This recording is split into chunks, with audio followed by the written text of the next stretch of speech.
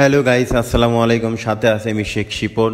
তো আজকে চলে আসলাম রাজবাড়ী জেলা পাংশা উপজেলা পাংশা 2 আসনের গণপ্রজাতন্ত্রী মন্ত্রী, বাংলাদেশ রেলমন্ত্রী জনাব মোহাম্মদ জিলুল হাকিম এমপি মহোদয়। আজকে বাংলাদেশ আওয়ামী লীগের 75তম প্রতিষ্ঠাবার্ষিকীতে আজকের এই অনুষ্ঠানের প্রধান অতিথি তিনি।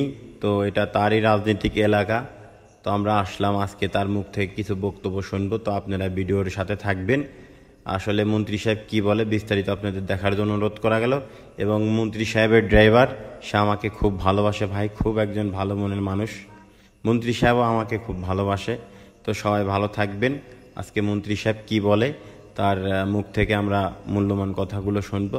তো সবাই ভিডিওটি দেখবেন, ভিডিওর সাথে থাকবেন, আমি দেখানোর চেষ্টা করব।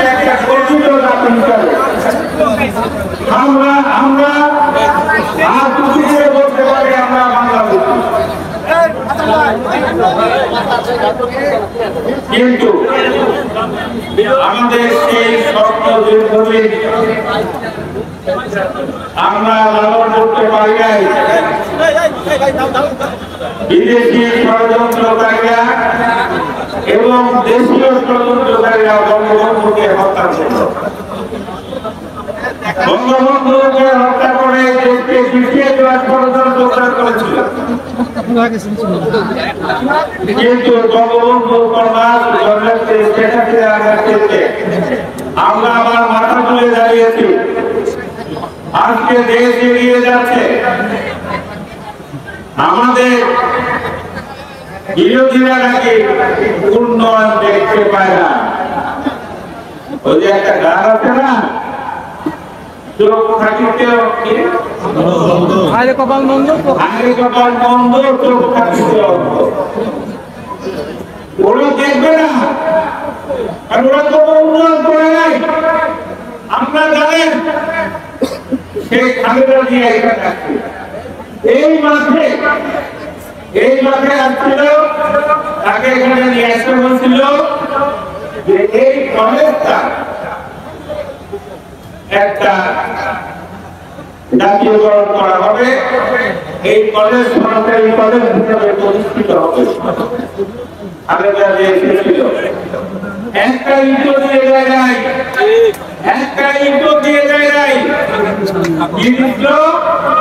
ছাগল দিয়ে এই হলো বিএনপির উন্নয়ন। ওরা নিজেরা দুর্নীতি করে শেষ করেছে। ওদের যে রাজনৈতিক উপদেষ্টা ছিল, সে যে আমাদের অর্থমন্ত্রী কিবরিয়াকে হত্যা করেছে, সে কি বলতো যে বাংলাদেশ আমাকে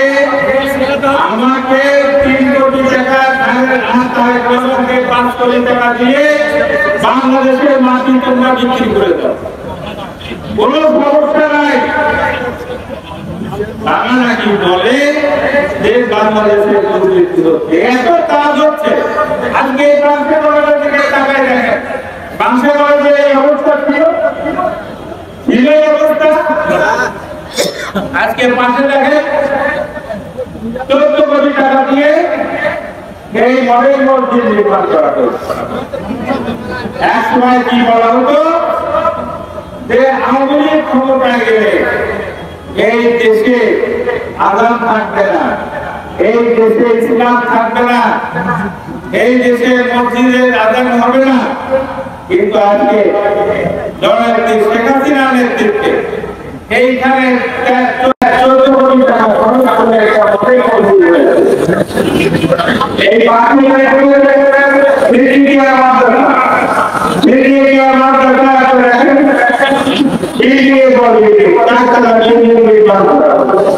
এই বাংলার স্কুল আমাদের জনগণের স্কুলে কতগুলো তৈরি হয়েছে। এইরকম আমরা বাংলা বাড়িয়াকান্দি কালবাড়িতে উন্নয়নের একটা অগ্রযাত্রা সাধিত। প্রত্যেকটা স্কুলে আমরা কম্পিউটার ল্যাব যাতে আধুনিক শিক্ষায় এই দেশের ছেলে মেয়েরা শিক্ষিত হতে পারে, আধুনিক শিক্ষায় যাতে এই দেশের ছেলে মেয়েরা শিক্ষিত হতে পারে, তারা যাতে সারা পৃথিবীর ছেলে মেয়েদের সাথে কম্পিটিশন করে তারা জীবনে প্রতিষ্ঠা লাভ করতে পারে। আমরা এগিয়ে যাচ্ছি, আমাদের পদ্মা সেতু নির্মাণ করা হচ্ছে, আমরা এই কাঙ্ক্ষা থেকে করে পদ্মা সেতুর উপর দিয়ে 2.5 ঘন্টায় আমরা পদ্মা প্রতিষ্ঠিত।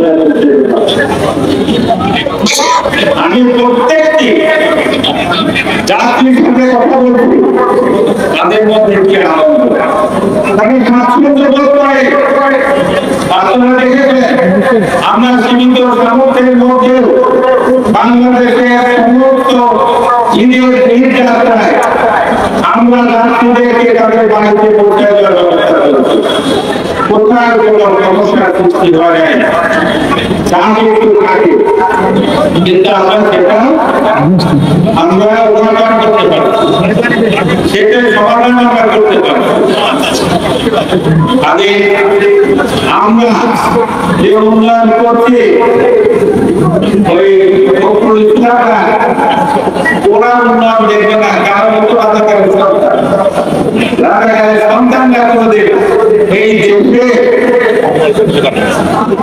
ভালো মন্দ দেখতে পারে, আলো দেখতে পারে না। আমরা দেখছি তাই খালেদা জিয়া কালো টাকা খাতা করছে জরিমানা দিয়ে, কালো টাকা খাতা করছে জরিমানা দিয়ে। সরকার রহমান অর্থমন্ত্রী ছিল, সরকার রহমান কালো টাকা খাতা করছে জরিমানা।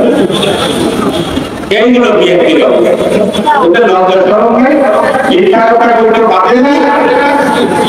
ওরা যতই ওরা অন্যায় করবে, অবদস্ত হোক, যাই করবে, ওদের লজ্জা শরম নেই। আমেরিকা, ওদের দাদা আমেরিকা একেবারে নির্বাচন বন্ধ করে দেবে, নির্বাচনে যেতে হবে না। নির্বাচন হয় নাই, নির্বাচন হয়েছে এবং আওয়ামী লীগ ক্ষমতায় গেছে, প্রতিদ্বন্দ্বিতামূলক নির্বাচন হয়েছে। বিএনপি আছে, দল কি শুধু বিএনপি আছে? আরো তো দল এখন স্বতন্ত্র নামে এক দলের স্বতন্ত্র অনেক জায়গায় নৌকা রাজনীতি করা দিল, নির্বাচন হয়েছে এবং কঠিন নির্বাচন। ওদের পূর্বীরা নির্বাচন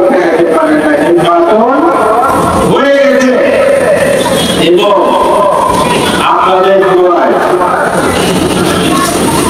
আপনার ইচ্ছায়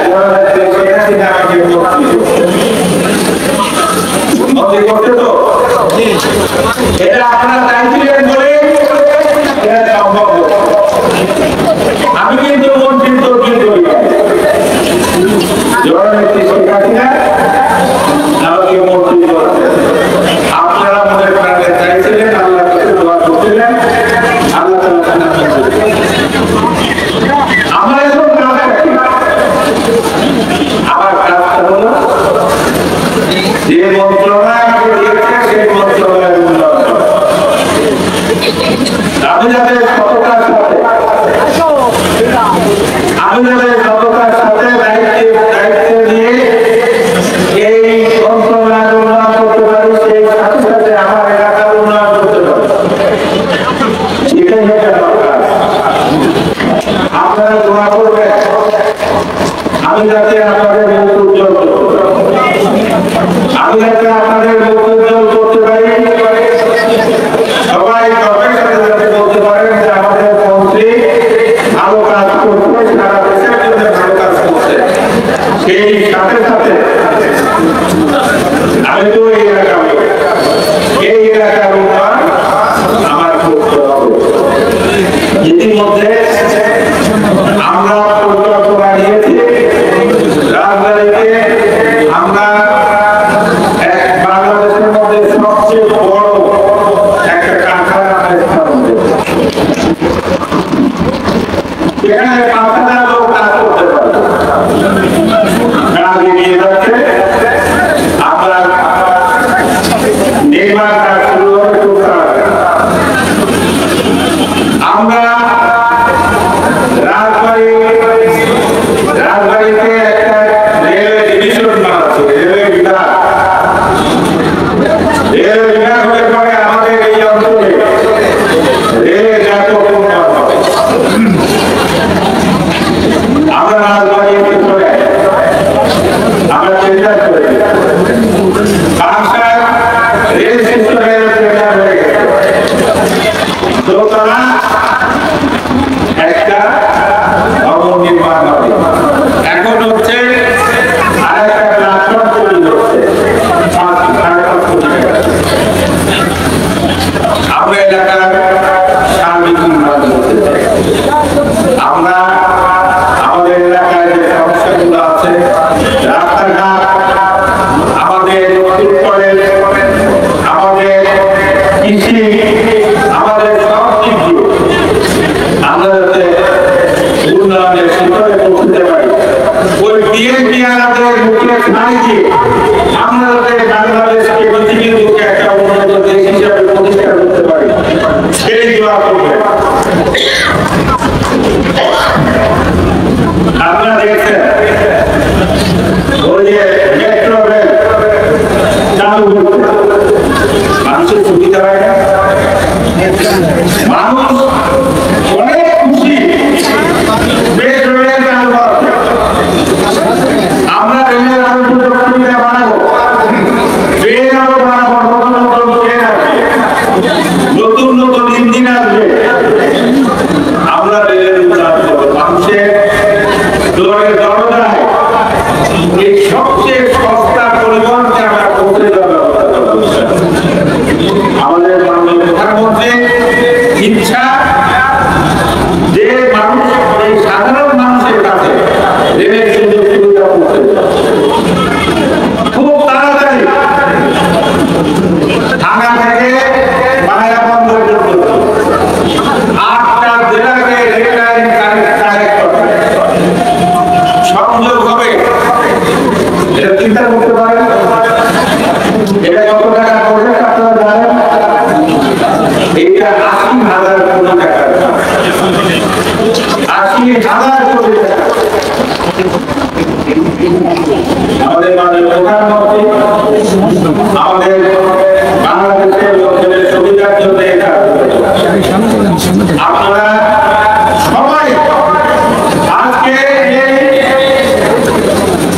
আওয়ামী লীগের প্রতিষ্ঠা বার্ষিকীতে আপনাদের সবার কাছে একটা অনুরোধ, সবাই মিলে আমাদের জননেত্রী শেখ হাসিনার কাছে থেকে আপনারা তাকে শক্তি যোগাবেন, সমস্ত ষড়যন্ত্রের জাল ছিন্ন করে আপনারা তাকে শক্তি যোগাবেন এবং জননেত্রী শেখ হাসিনা আমাদের সুযোগ সুবিধা সৃষ্টি করবে, এই বাংলাদেশকে উন্নয়নের পথে এগিয়ে নিয়ে যাবে এবং আমরা সারা পৃথিবীর মধ্যে একটা উন্নত জাতি হিসাবে আমরা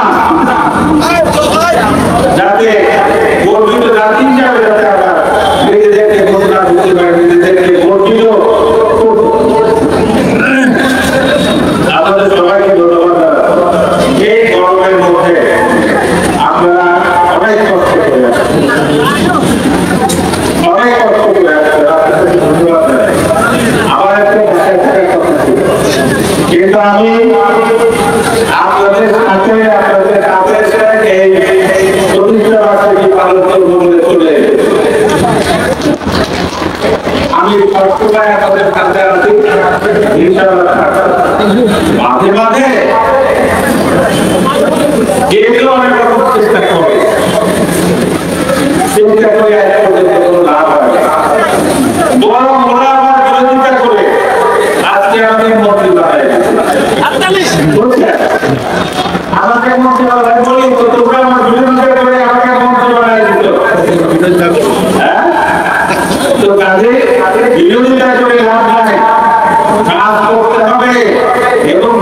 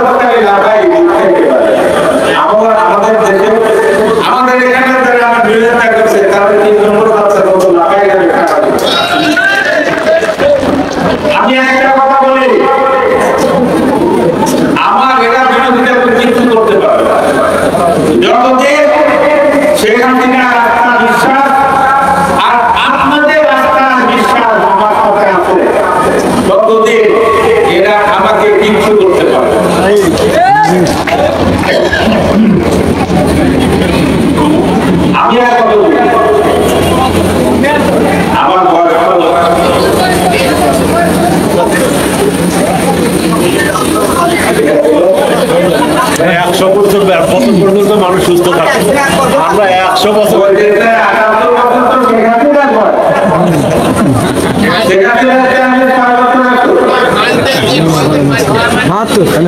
কাজে